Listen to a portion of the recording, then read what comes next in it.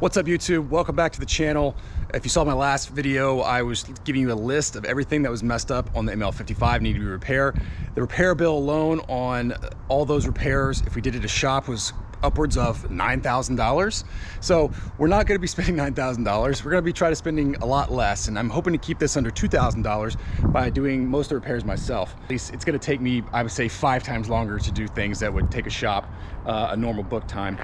Before we get started on some of these repairs, I thought I'd give you a quick update on some of the other cars and some of the other things we're doing. First, on the 911, not a lot to do here recently, but I do want to show you one thing that I'm going to be addressing soon, hopefully, and that is the interior door cards. So these are the original door cards, which are in good shape, but you'll see I'm missing the lower pockets here, and also this piece under here that opens the door keeps coming out.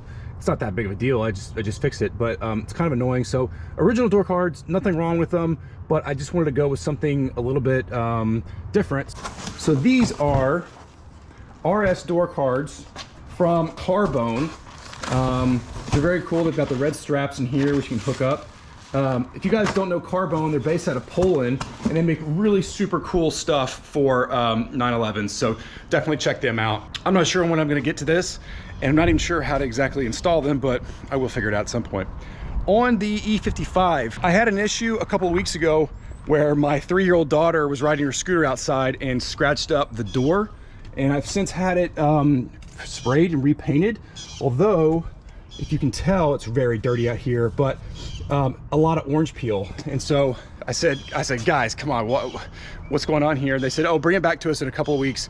We'll cut it and buff it, just like I did on the overall car with my detailer. This time, the guys that did the spray job said they would do it for free. It would take them about an hour. So I'll hopefully be taking that back out in a couple of weeks. I have mentioned in a couple of my other videos about what I'm going to do with the E55. I don't know at the moment. I don't know if I'm going to keep it or I'm going to sell it. I like the idea of keeping it, but as you'll see, I have a 2-car garage and spaces for 2 cars here, but it's just not that easy to maneuver around my area. So chances I may sell this car. A couple things I would like to do before I do sell it. Again, front seat still needs to be replaced or repaired or recovered. I have a place I think I can recover it. I don't know what kind of job they're going to do, but I've not been able to find a replacement. If you do have a replacement for a early W210 Mercedes E55 in silver and black, please let me know. One of the things, the SRS light is still on. I haven't been able to figure that out. That might be a wiring issue. I thought about putting an X pipe in this thing and making it loud, kind of waking you up. I don't know that I'm going to do that because I don't know that I want to spend the money, and if somebody else buys this, they may want the factory muffler, so I may not do that. But if I could fix the seat and I could fix this SRS light, then I'll feel a little bit better about selling it, possibly. There's a couple other things, small things. The seat buttons are kind of wonky, so I might want to address that. But overall, it's still a great driver. I love driving it. Very smooth, lots of power. It's a fantastic car. Don't get me wrong. ML55, not exactly a fantastic car, but let's go ahead and look at what we're going to be doing on that today. I mentioned that the front suspension needed to be addressed. This is one of the list of things that I needed to fix from the shop that I took it to. And there's no doubt that the front part of the car has a lot of play and very bouncy. It is not a great driving experience. The tires are shot, the brakes are shot, the front suspension is essentially shot. So today we're going to be focusing mostly on the front suspension, but we're going to do one other thing that I think is going to be easy based on the work we're going to be doing. So my plan is to do the front shocks, front upper arms, tie rods, lower control arms, brake pads, brake rotors, and ideally a tune-up in the form of changing the spark plugs. So I've got here a lot of parts. Most of these are from Rockauto. Big shout out to them. They are not sponsoring this video, but if you want to, get at me. But I've got control arms here, upper control arms. I've got tie rod ends. I've got lower control arms. That's all right here. These are breather hoses. We're going to be doing the valve cover gaskets at some point, but I also have an idler pulley here, which is was squeaking. Spark plugs I've got here. These are actually from the previous owner of the E55. Because they have basically the same engine, I'm using the same spark plugs.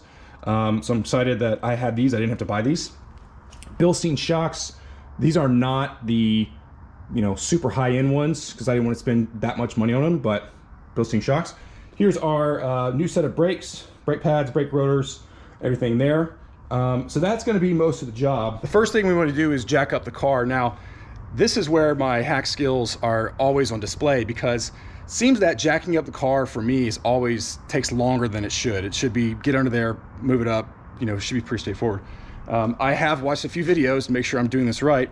And what we're going to be doing is we're going to be jacking up the front and using this cross member here to support and putting jack stands on it to support the car. So that's the first thing I'm going to do, and then we'll start getting wheels off.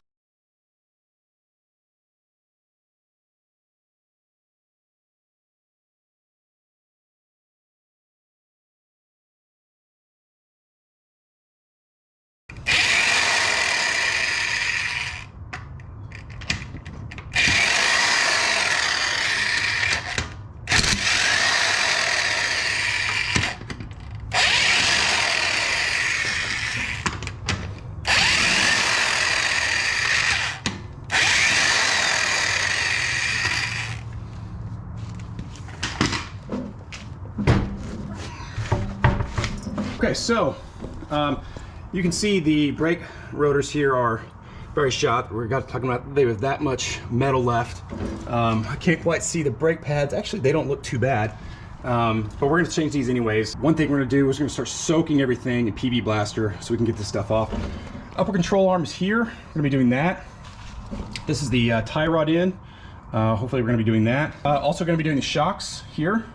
And then, first thing I'm gonna do though, is I'm going to take this wheel well off, because then we can get up into the engine top, and I think we could be able to change the spark plugs very quickly. So we're going to start doing that now. Now we've got the wheel cover, fender cover out. Let's check this here.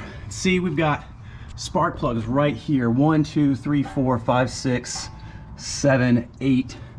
I think we can get to all of them, but I think we should be able to change those pretty easily. I'm gonna do the valve cover gaskets. You can see like how dirty that is. So I will be doing that, but I think it's just gonna be a lot easier to change them right here. So I'm gonna do that first, and then we can work backwards here, take this off, everything. So let's get started on that. A quick update. We've changed some of the spark plugs, 2, 4, 5. We've done 5.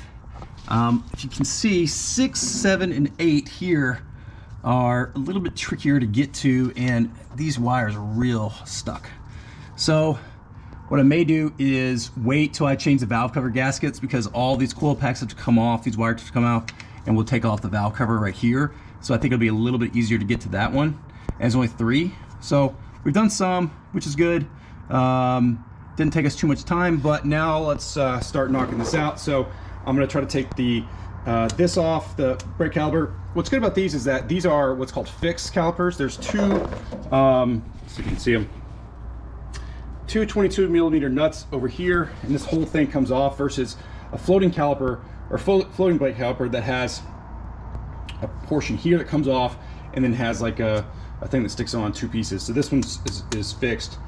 So that's going to come off, and then we're going to take this rotor off from here, and then we'll start taking all this other stuff off here. We have hit our first hiccup. This rotor comes off with this screw here, and in my wisdom, I hit it with PB Blaster, but then tried to use an impact wrench to get it off, and in the process, I have essentially stripped it. So, yeah. We are not going to be able to fix that at the moment. Good news is I could probably do the rest. I can do these control arms and shocks, but the rotors, yeah, I don't know. I might have to send that out, which is a bummer. But keep moving along. Now I did notice that the old brake pads are not that bad. You can see there's pretty good. Here's the new ones to compare. So these brake pads are actually pretty good. They were in there pretty... I think it's really the rotors that need to be addressed, and unfortunately now we can't get this rotor off, but I'm gonna go ahead and put these new brake pads on, because I'm already in here. So I'll put these new brake pads on, get this caliper back on, and then I can start addressing the other stuff.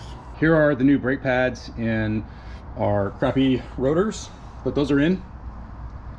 So we're going to take this shock out first. So we're gonna lift this part of the arm up so we can compress this shock. Take this bolt out, and then we're gonna take these out up here. This is gonna come out, and then we're gonna take this one off for the upper arm, take these off, pull that out, put that back in, shock back in, and then we'll try to go for the tie rod after that. So I've been at this for a couple of hours, actually not a couple of hours, an hour or so. Other than the rotor and a couple of the spark plugs, it's going okay, but we'll see. I'm a bit nervous about this. I've done shocks before, I've not done these, so we'll just see how it goes. All right, there is our upper arm we've got out. We've got the shock out right there. So we're gonna get our new stuff, start putting it back in. We're gonna put the arm in here again. It connects here, which this goes up here, and then the shock goes in, and then we'll look at the tie rod. All right, after a little bit of a break to coach some first grade girls soccer, we're back at it here. We've got our upper arm installed. Next thing we're gonna do is put in our shock. It's gonna go in here, and then once we get that shock in, we can kind of adjust this, tighten these down. And then our last step will be to do the tie rod ends, if we can get to those. We've got our shock and our arm in. Now we're working on the tie rod end. So there's a nut here, 22 millimeter, and then you need a some sort of tie rod end separator, which I use this pickle fork, which I just hammered in, and this popped out. So now it's a 15 millimeter screwdriver and a 22 millimeter screwdriver, and I'm gonna get this off, which looks pretty caked on there. And then we're gonna unscrew this tie rod and then screw another one back in. All right, we have been defeated.